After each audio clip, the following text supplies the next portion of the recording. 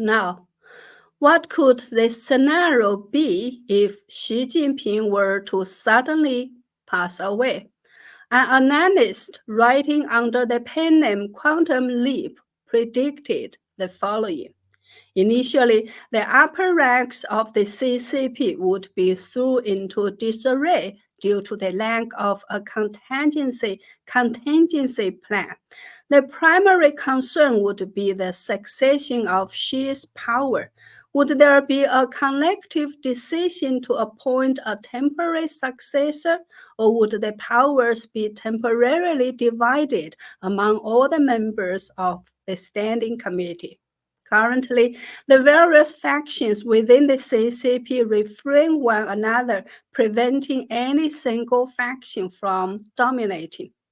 Interestingly, Xi Jinping, in an effort to maintain balance of power, deliberately shuffled the power hierarchy among the Politburo Standing Committee members.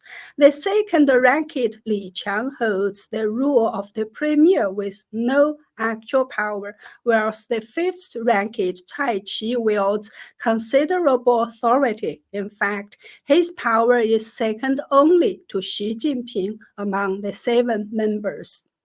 This disordered setup has planted the seeds for potential chaos following Xi Jinping's death.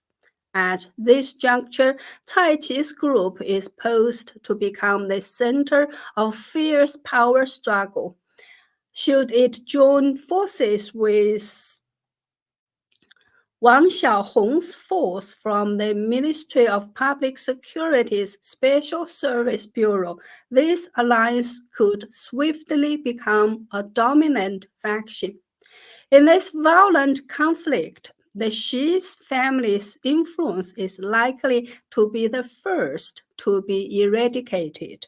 The explanation is straightforward. The nation has long been sick of this status quo, and the party is sick of Xi Jinping's leadership.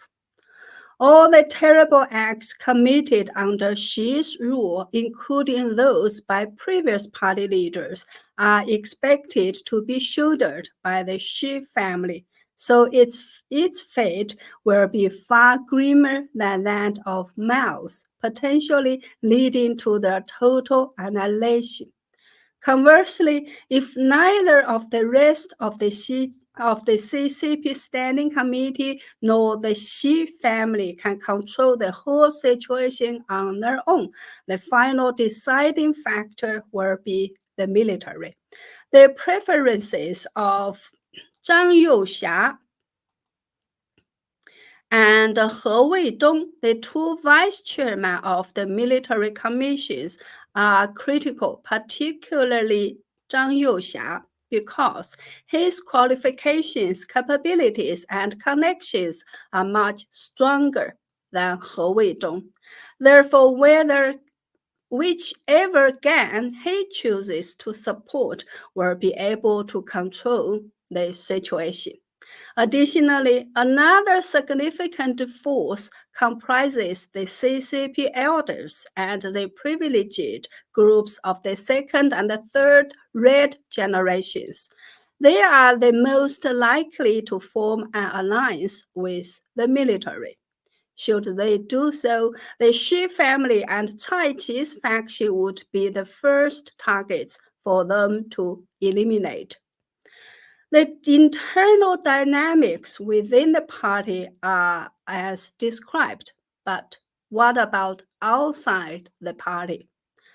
The real spectacle unfolds externally. The CCP regime resembles a dam on the brink of collapse. The internal divisions and brutal infighting among the upper ranks could lead to the dam's breach, potentially triggering a popular revolt. Regarding the potential changes among the populace, 2 significant trends may emerge. Firstly, a variety of local autonomous organizations are likely to proliferate rapidly, beginning in the affluent coastal regions south of the Yangtze River and then spreading northwards. Secondly, there could be a widespread surge of purges and retaliations targeting the CCP's bureaucratic system and its collaborators, including the police, prosecutors, courts, traffic authorities, urban management, market regulators, commercial and tax departments, demolition crews, village committees, and street offices, etc. At that time, if local grassroots organizations fail to keep pace, the society could face considerable instability, and the deep-seated tensions between the Han majority and various ethnic minorities might simultaneously come to the forefront. This scenario is particularly concerning. Okay, so the above are the views of that author. What are your thoughts? Personally, I'm not as pessimistic. I believe that if the CCP's power structure collapses, it is unlikely that the new leadership would want to uphold the CCP's legacy. The extent and intensity of internal conflicts among the populace would be limited. If a robust force could quickly emerge to stabilize the situation and seek international support, it might be possible to prevent widespread chaos or conflict. The military has always been expected to remain absolutely loyal to the party. However, without the party's command, it is improbable that the military would randomly target civilians. What do you think? Please share your opinion in the comments.